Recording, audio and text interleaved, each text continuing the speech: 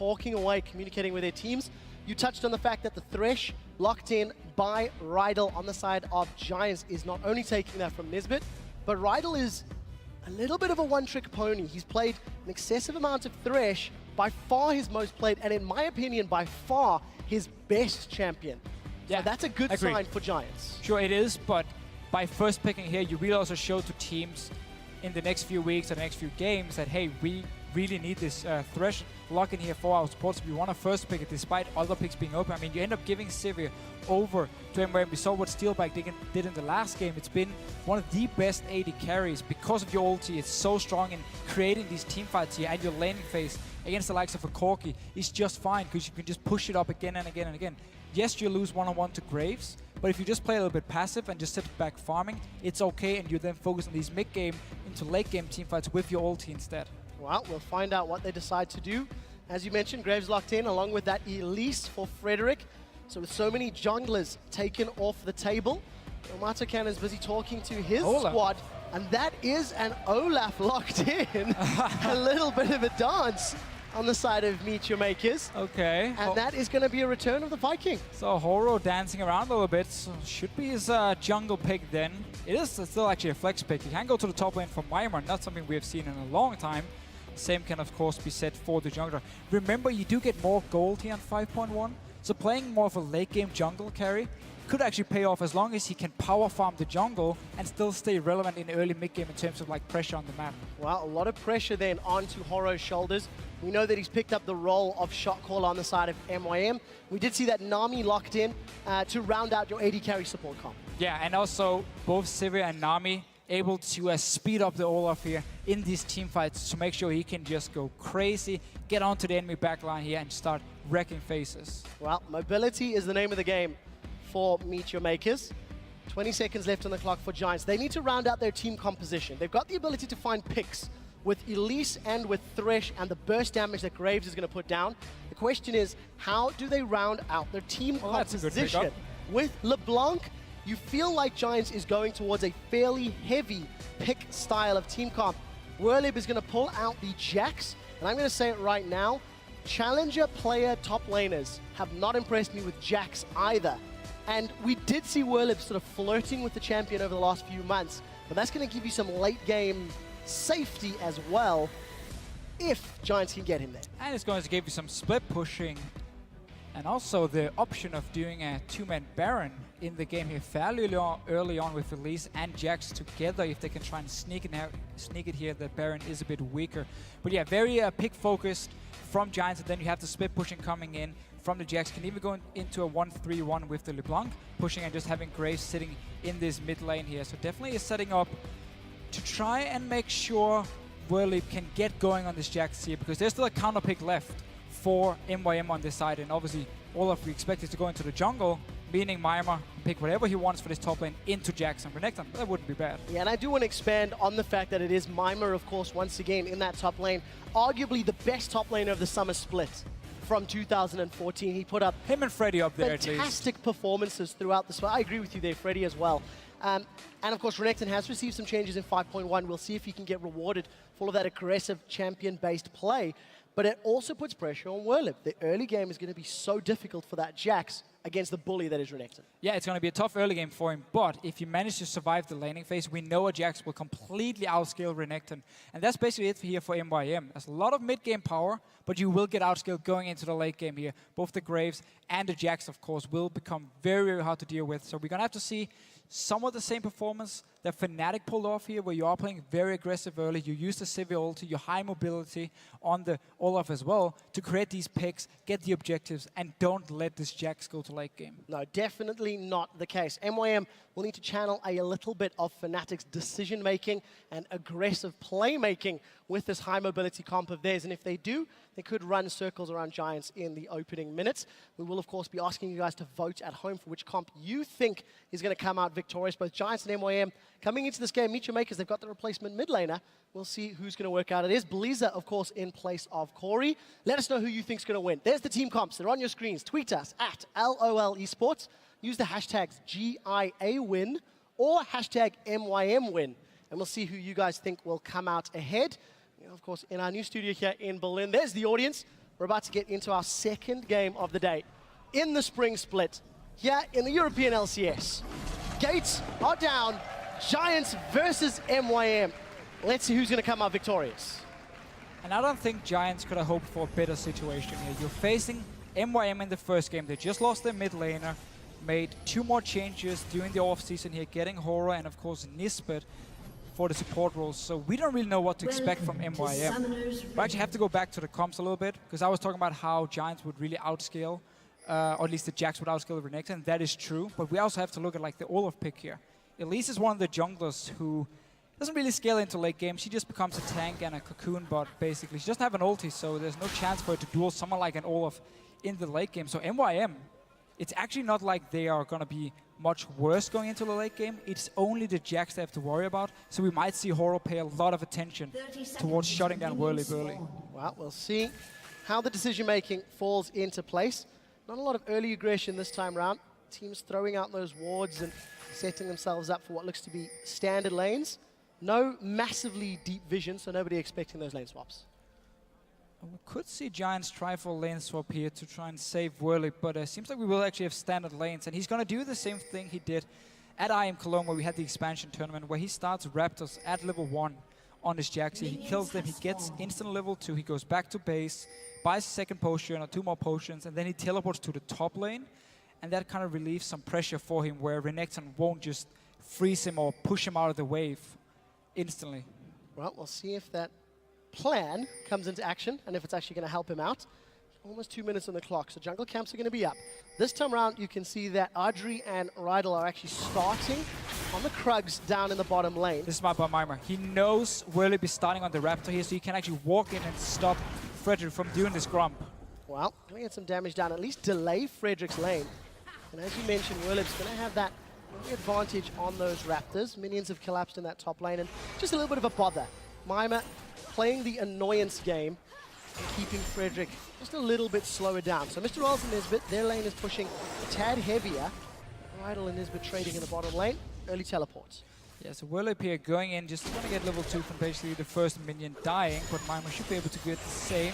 Just a few minutes here, so Whirlip has to play aggressive now when he has that level advantage early and trying to at least bully Mimer a little bit, maybe force the only potion he's actually sitting on.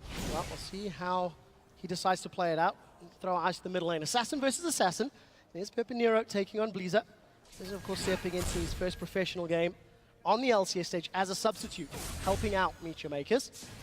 And we need to see how he's going to handle himself. The lane is going to push back in his favor in just a moment or two. Yeah, it's such a skill matchup in here. If you can actually predict where LeBlanc is jumping with a distortion and you land a charm from Ahri, you can win the trades.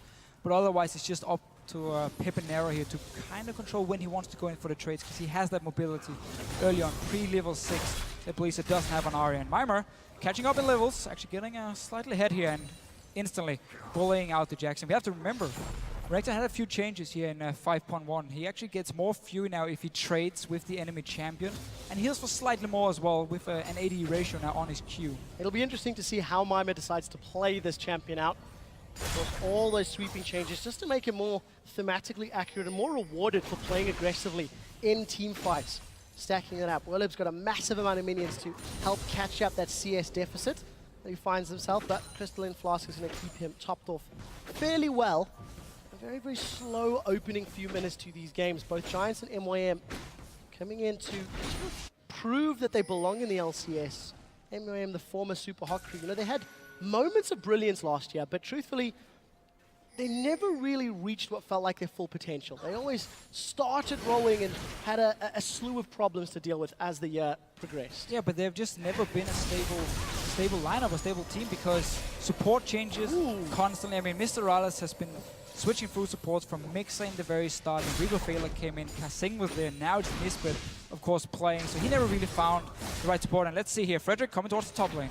Well, easy slice away from Mimer. I think he still had the dice available if it was needed. Frederick's going to be chilling out in the bush, stood right on top of a ward, so Horror's going to be aware of it. I think you're right, 4 supports in 12 months, that is a lot. We'll see how the synergy works in a minute or two. Horror going to step into play. He does eat a cocoon for his trouble, but Frederick changes to spider form. That's a very good death sentence from Rydal. Going to keep Mr. Rolls on the back foot, and that is why we keep talking about Rydal's Thresh. We'll see if he can keep that up. at Expansion Tournament, he landed a ton of death sentences. Definitely his best champion, no question. That's also why you first pick it, and actually leave up so many strong picks for MYM on the other hand. MYM now, they want to go for this fight, but there's so many minions and they don't actually know where Frederick is, so they want to be careful, don't want to take too much minion damage and then get counter-ganked at the same time. And Frederick showing himself want to push out the wave here, so Whirlip can go back to base and shop. He doesn't have teleport ready just yet though. We're still staying around. Keep your eyes on the different jungle items. Horo has gone for that Stalker's Blade. Pepinero again jumping into Blizzard, but that was a good charm. That's going to prevent further damage. Blizzard's running out of mana though. And as it stands, it's fairly even in the mid lane. However, Pepinero is slowly pulling himself ahead. This is actually a good confidence game for Peppy, considering he's coming up against a sort of substitute player and he's going to have the backing of a well-practiced team. Very, very true, but actually trading okay Blazer in this mid lane. Again, this is very first game, professional game actually. And now even here. Danish Pride holding studio there to Fischer. Well, we're going to have to wait and see how he performs. Oh, you can't jump on a bandwagon, come on. You're either proud or you're not. That's what I did with Bjergsen. I didn't support him in the start, but then it turned out to be really good. Yeah, I remember the quote. It was, it was quite famous around these parts. He had that one coming. Yeah, well, he definitely shone once he eventually joined the LCS. Giants and MYM continue to just stick in their lanes. Horo and Frederick have shown their face in the top lane, mostly to wave, throw some high fives around and keep chilling. MYM now comes back to lane. He's got the pickaxe, he's got the longsword. He'll be coming up against the double Doran's Blades of Whirlib. And a tentative passive start from these teams. I think you can sort of feel the tension that these squads have on their shoulders right now. Yeah, and Horo once again, he's staying towards the top side. Oh, he's actually flashing in. That was a flash forward. Spirit rushes up. Ignite was ticking away. And we do see Pepinero manages to get out safely.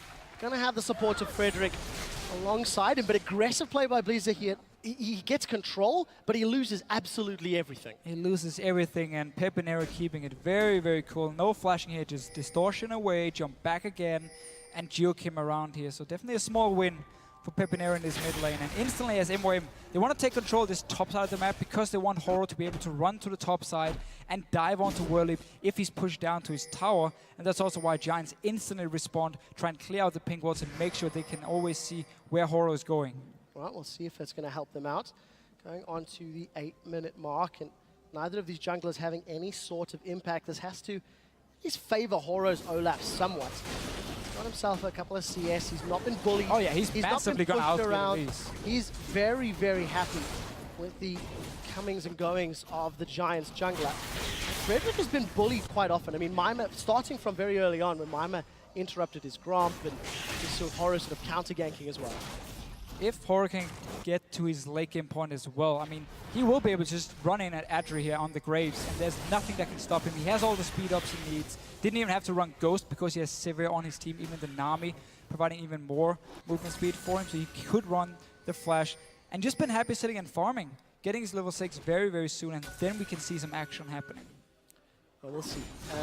You know, we're talking about Pepinero, and we're talking about Whirlip from the expansion tournament, and Whirlip really stepped up. Pepinero, he wasn't the same carry that he was during the online stages of the tournament, as we've already mentioned, but to contrast Whirlip's numbers in his wins against Reason and his losses against H2K, he went from a 4.7, oh, we'll get to that in a second, as MYM's going to be in trouble, forced to throw down the Dominus, and the wet noodle fight turns into a steel concrete fight. Pepinero comes in, Ignite's going to pick it up, and I did not expect him to stick around for the entire kill.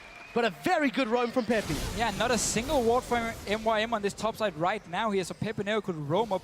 Blazer isn't even able to push it down in time, so Pepinero losing nothing in the mid lane and getting a first blood on this top side here. Very nice setup and a lack of wards from MYM. You should never be able to just roam freely from this mid lane to the top side. MYM had no idea what's happening. He was staying around trying to trade. Especially in a lane matchup where you know that Jax is going to be receiving some help. Jax is always going to have a couple of buddies tapping him on the shoulder. Alright, looking for the undertow, does not connect with Frederick's Elise, so decides to back away.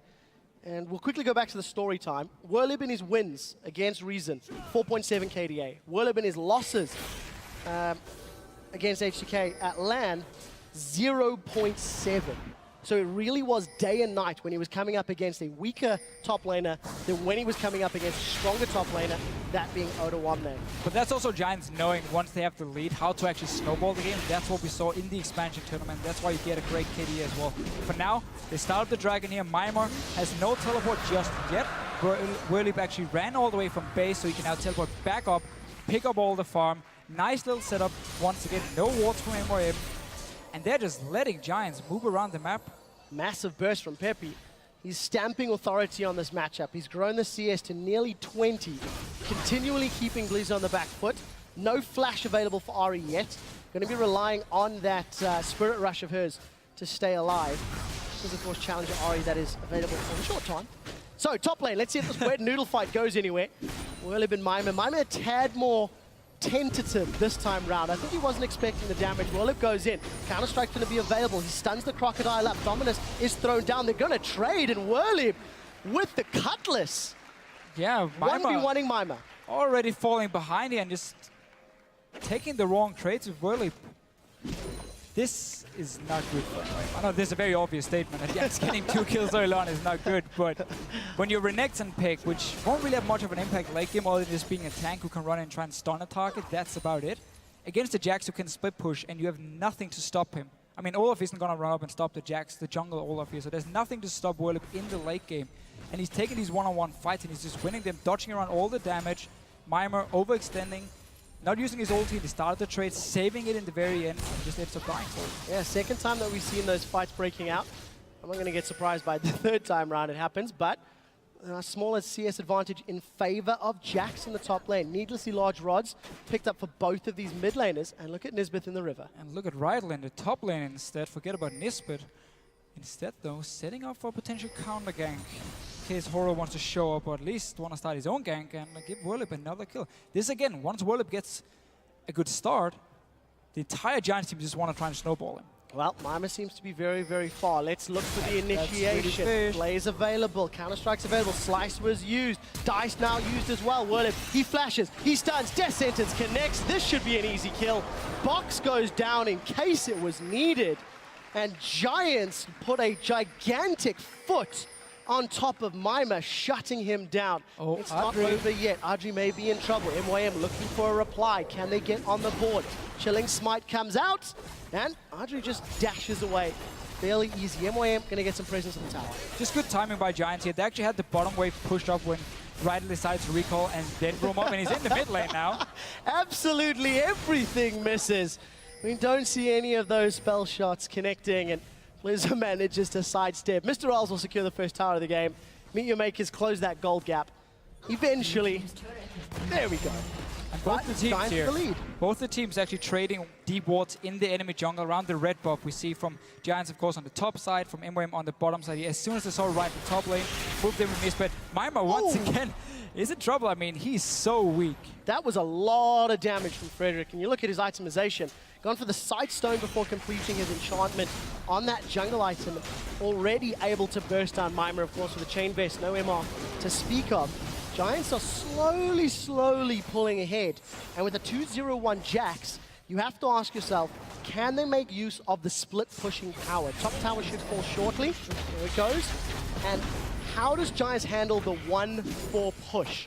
Trying to cast my mind back. I think if memory serves, Gamers 2 with Ocelot tried to do a stage in the online tournament, and they weren't able to make use of a fed, powerful Jax. Giants and LCS stage. And that's why they're not in the LCS. And that's why they're not in the LCS. Let's see what MYM can do.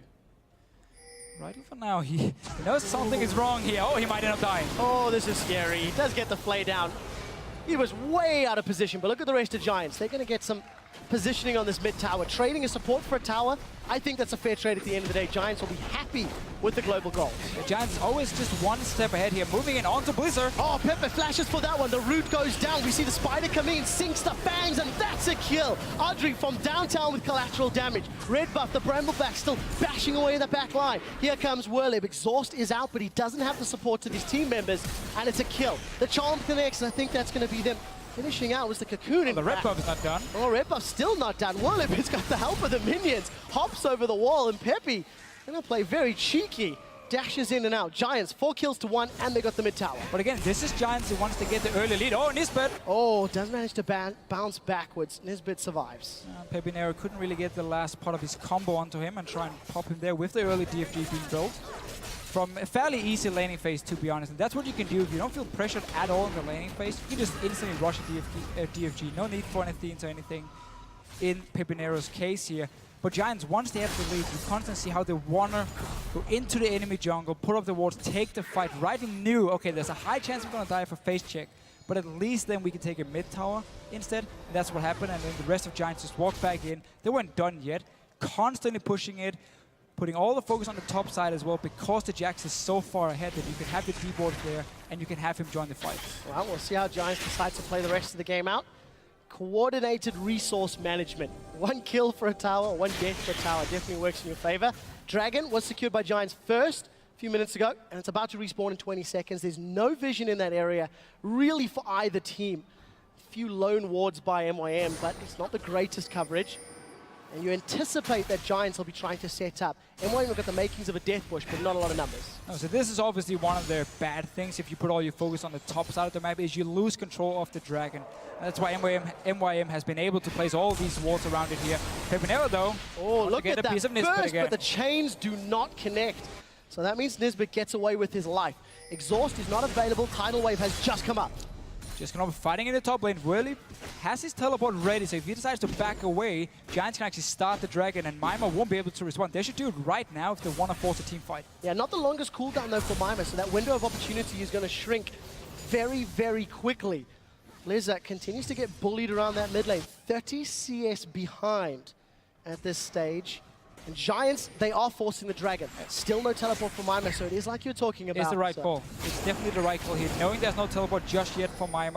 If MYM wants to try and fight for this one, well, they're going to be in a disadvantage. So smart enough by them. They back away, and Giants, full control. Well, we'll see how it works out for them. In the middle lane, Whirlip, 1 versus 3. He's got the support of Pepinero. We do hear the Ragnarok from Horo. First kill secured. It is Nisbet going down. And what was a 1v3 to start, 2v3 to finish. Giants get Dragon and a kill. And again, Whirlip, he roams down from the top lane because he had pushed it all the way into the enemy tower, and then he just teleports up because the global objective is gone. You don't need your teleport for Dragon the next 6 minutes anyway. Just go top lane, pick up some more farm, and constantly make sure you get into your Trinity Force and further in King Point. Oh, we'll see if Pepinero can get away. Blizzard dashes for Peppy. He goes back in, tries to get damage down. That was a mistake, and Peppy gives up a kill to Blizzard. So it looked pretty fun. He tried to dodge around the charm by dashing back, ends up dying instead. Blizzard finally able to pick up a kill on Pepinero.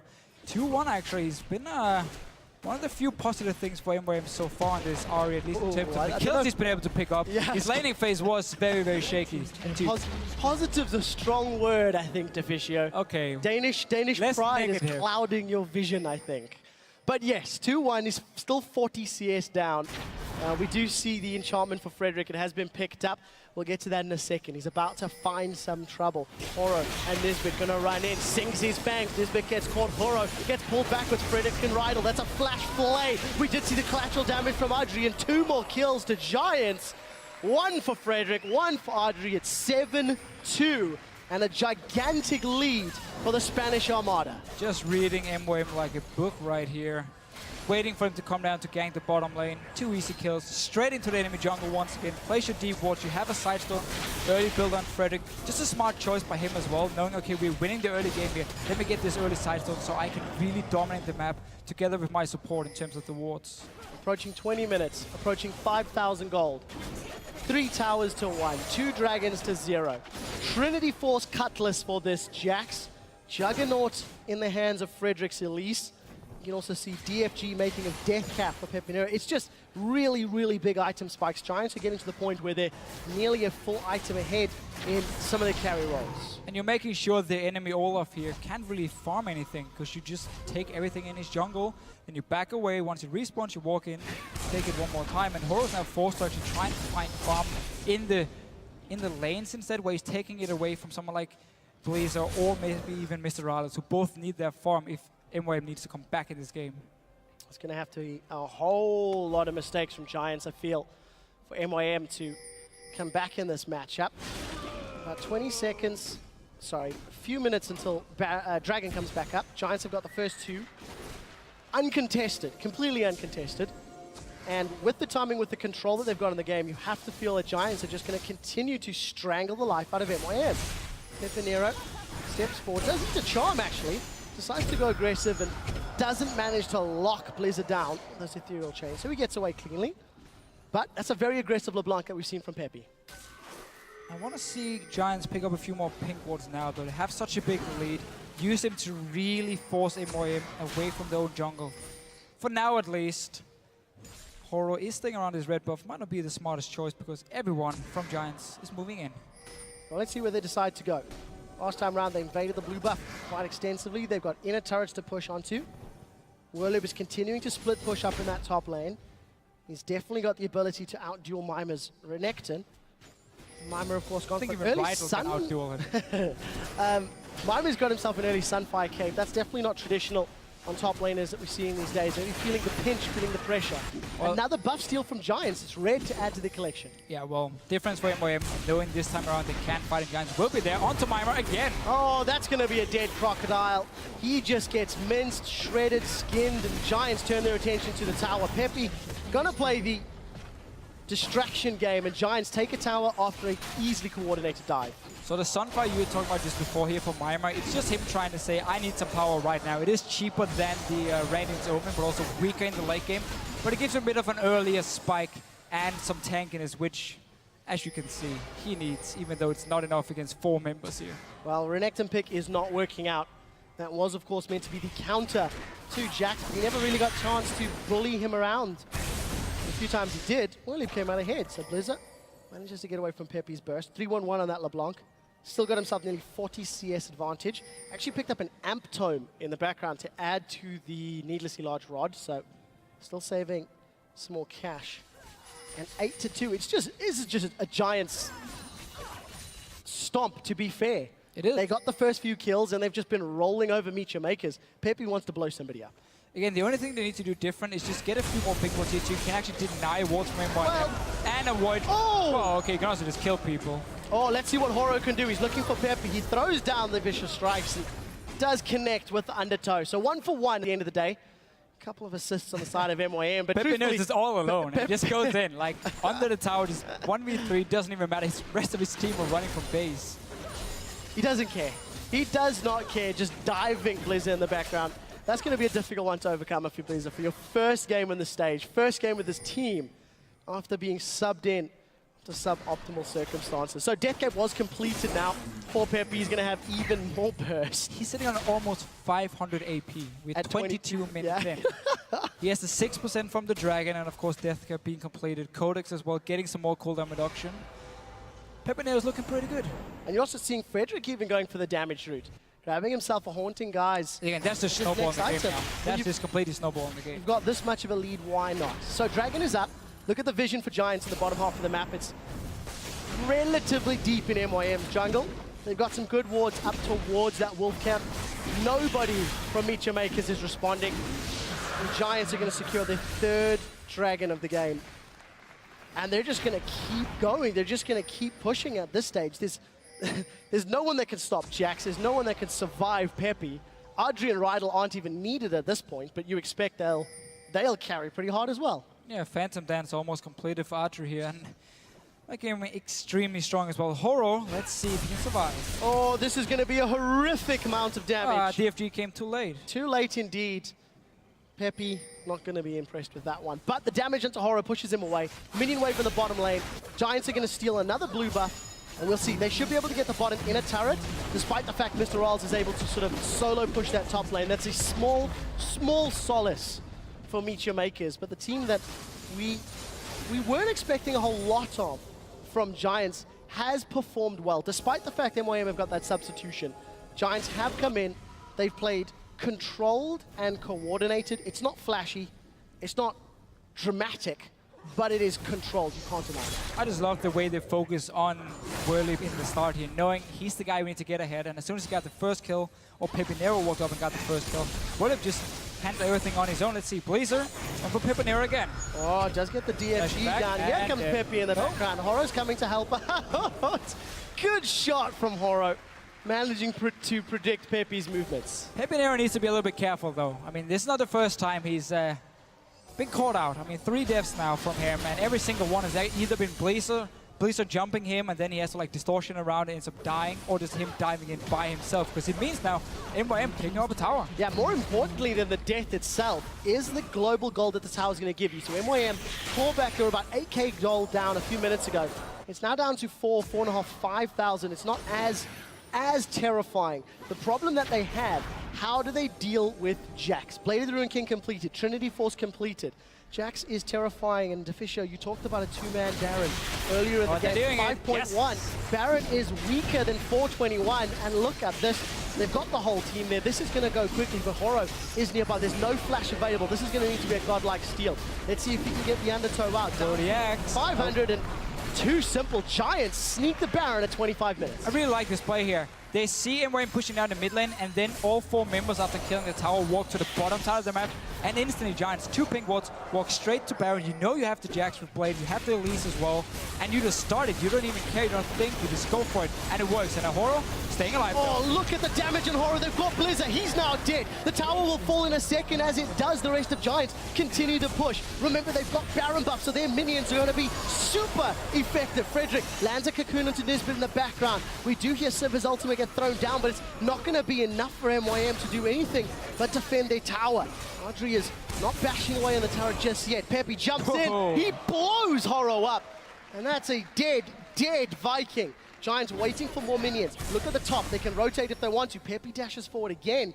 And Giants are looking to strangle the life out of MYM. No need to rotate to the top in here. Just take down his mid turret, or he takes some more kills. That's going to be a dead MYM. Whirlip flashes forward. That's a double counter-strike. Double kill. Gonna close it out for the triple. Inhibitor turret is down. And that's how you get a good fall. KDA. There's still minions pushing forward. Giants, what do they want to do? Where do they want to send their targets? They're pushing onto Nexus turrets. The burst onto Blizzard is huge.